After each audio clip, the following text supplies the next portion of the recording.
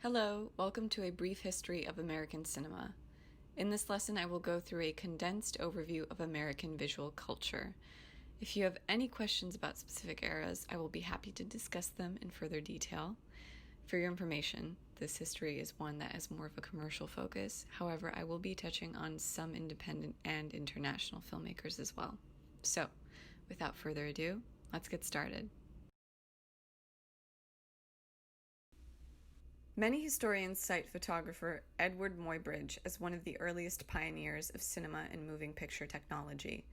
In 1873, Muybridge was commissioned by businessman and former California governor Leland Stanford to photograph his treasured racehorse. By 1879, Muybridge had taken a series of photos depicting the horse in full speed, which could be viewed through his zoopraxiscope, a device that allowed viewers to view a spinning disc that gave the images the illusion of successive motion. This device was later seen as an early model of the movie projector.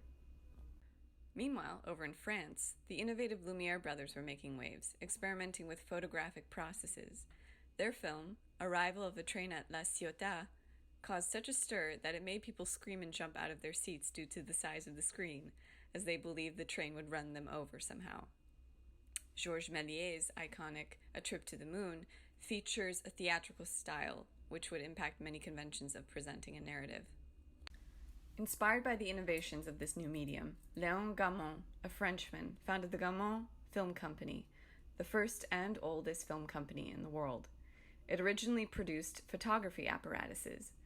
After witnessing the innovations of the Lumiere brothers, Gaumont decided to invest in producing short films, hiring his secretary Alice Guy Blaché to direct her own films.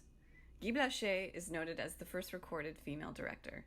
She was a pioneer of syncing sound to image, even creating the first quote-unquote music videos. Gaumont appointed Guy Blaché and her husband Herbert to manage the American branch of the company, which then led the couple to co-found Solax Films in their new home of Flushing, New York, which later moved to Fort Lee, New Jersey. Their collaboration and marriage, although lucrative, ended in the 1920s after Herbert moved out to the much more desirable Hollywood in California. Alice moved back to France with her children and became an author, no longer recognized by the public in France as a filmmaker anymore. Unfortunately, many of Alice Guy Blaché's films have been lost or destroyed due to a lack of interest in archiving her work, but in recent years, a documentary has come out about her life, and there is a renewed interest in this forgotten part of silent film history. Over in Chicago, director, writer, and producer Oscar Micheaux was a key figure of the Lincoln Motion Picture Company, the first film company to be owned by black filmmakers. A lead figure in what was then called the quote-unquote race film genre, a by now very archaic term, he emphasized on telling stories that depicted the black experience, writing historical and contemporary narratives.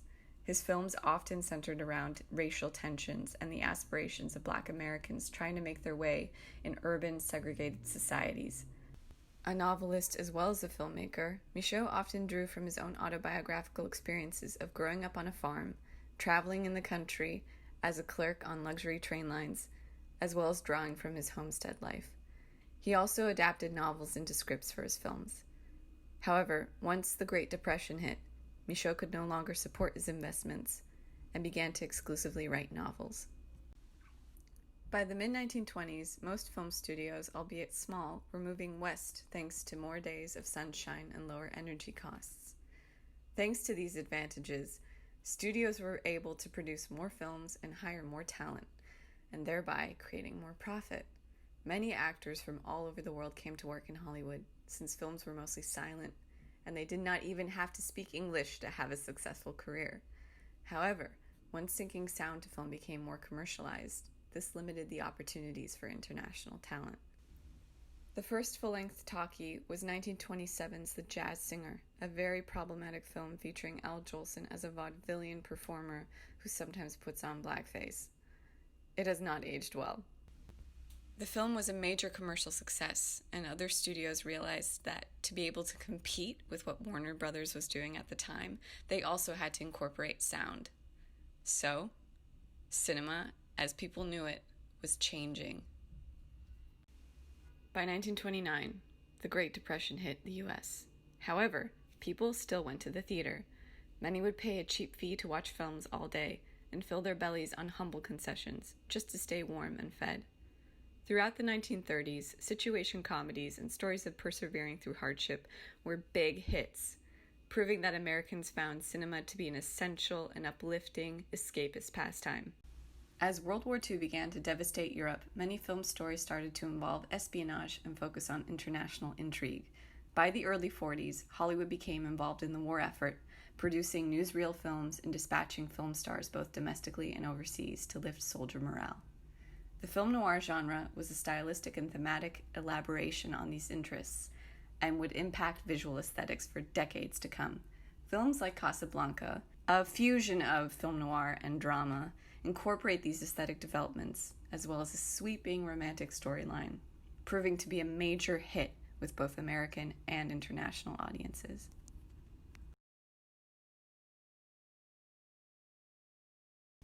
Post-World War II in the late 40s, we see a steady stream of mysteries, espionage films, and romantic comedies making big waves at the box office.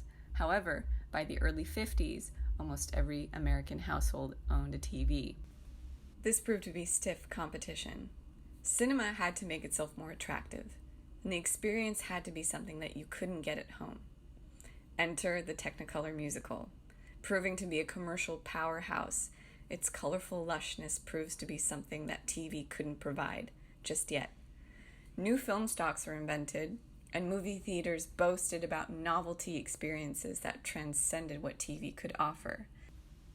Star culture and celebrity press surged during this time as the existence of paparazzi proliferated, creating another layer to Hollywood's culture. Films also sought to appeal to the teenage demographic. Films like The Wild One, Rebel Without a Cause, addressed the emotional difficulties of adolescence and teenage rebellion. Rock and roll had exploded in America, giving young people something strong to identify with. As per usual, cinema had to meet these demands and make their own variations on what was going on in the culture. Meanwhile, in France, a movement dubbed the New Wave was shredding classical conventions and redefining editing styles. François Truffaut's The 400 Blows and Jean-Luc Godard's Breathless were hailed for their youthful energy and documentary-esque filming style. Their contributions to cinema impacted American audiences as well, inspiring many filmmakers to follow in the same independent vein. Throughout the late 50s and early to mid-60s, we see more of a playful approach to the spy film, as well as more situation comedies. Drama still made waves, of course, a notable one being A Raisin in the Sun, which was adapted from Lorraine Hansberry's Broadway smash. The film proved to be a key look into the Black experience, while parts of America were still segregated. Co-productions between European and American companies also became quite common, as Italian directors came to the U.S. to direct their own versions of an American epic, later dubbed, quote-unquote, spaghetti westerns. The social and cultural movements of the mid to late 1960s led to a more philosophical approach to cinema. Films incorporated existentialist plots, focusing on anti-heroes and underdogs, as well as facilitating allegory to depict cultural tensions within American society. Technology was also becoming a topic of fascination in cinema, as advances in computer science and NASA's plans to land on the moon made people excited about the future and what it might look like.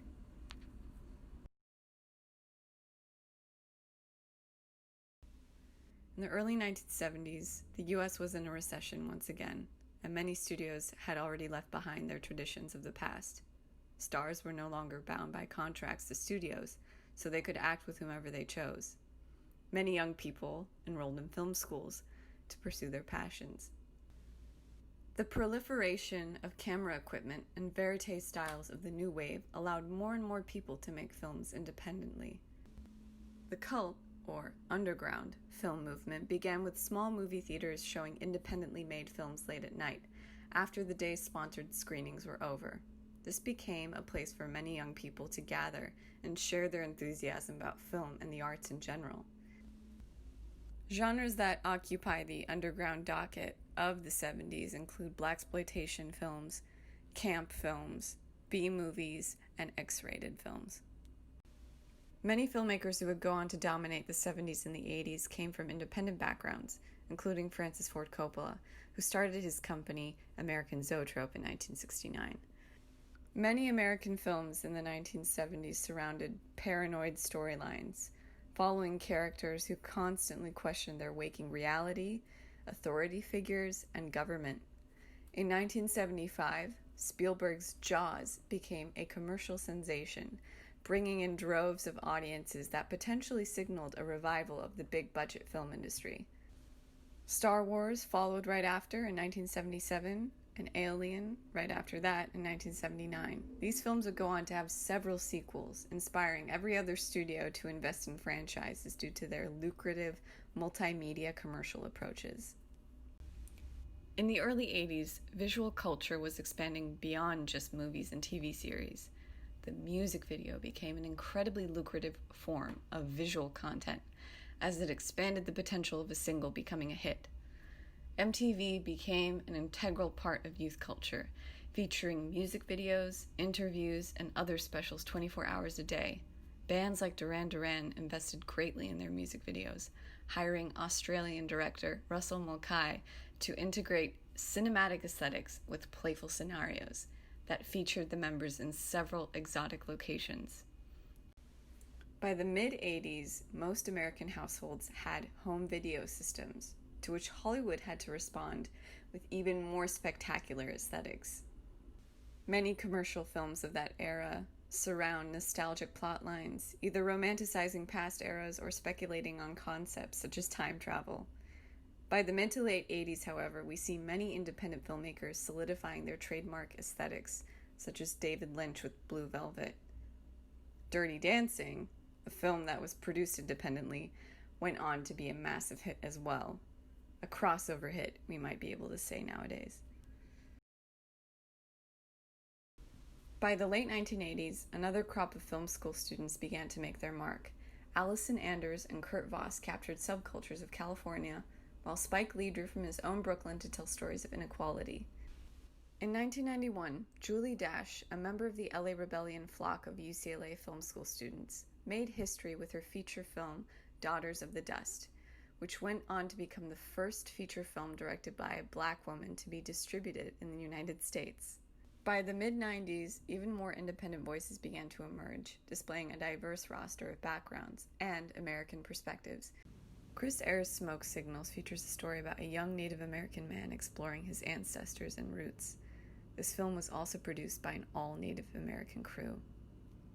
Many of these films debuted at independent film festivals, which were becoming increasingly attractive marketplaces for independent film directors to get noticed by larger distributors. Directors such as Richard Linklater and Wes Anderson broke through with their performance-driven films, featuring collaborations with their actors on dialogue and story concepts. Romantic comedies were also big hits, like Amy Heckerling's Clueless. Technology for film was also evolving thanks to the computer advances by companies such as Apple. At the time, Apple owned Pixar and was able to provide them with custom technology to animate the groundbreaking Toy Story, the first computer-generated feature film. By the end of the 90s and the beginning of the early 2000s, it was clear that computer technology and cinema were becoming irrevocably linked. Big-budget films such as Titanic and the Lord of the Rings trilogy heavily used green screen, computer-generated effects, and motion capture technology.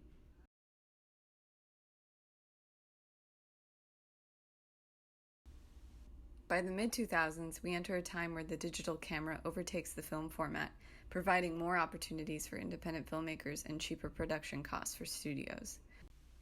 Episodic TV becomes even more visually cinematic.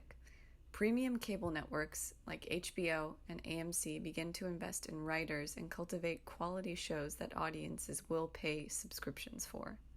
By 2009, people are watching even more short-form digital content on their portable devices, thanks to YouTube and Apple.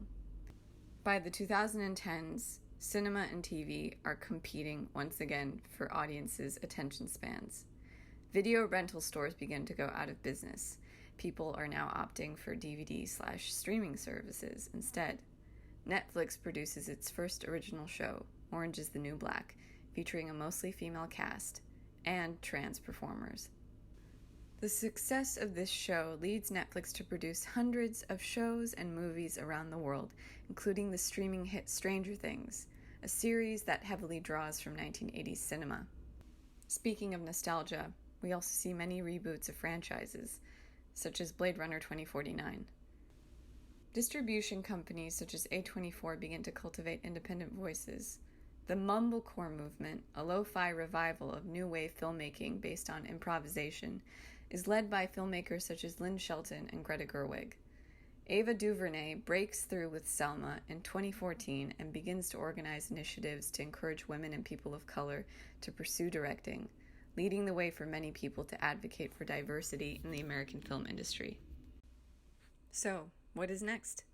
With streaming becoming even more prevalent in the late 2010s, and many feature films choosing to debut online, as well as episodic formats dominating the cultural conversation, it is unclear how we will be watching films this decade.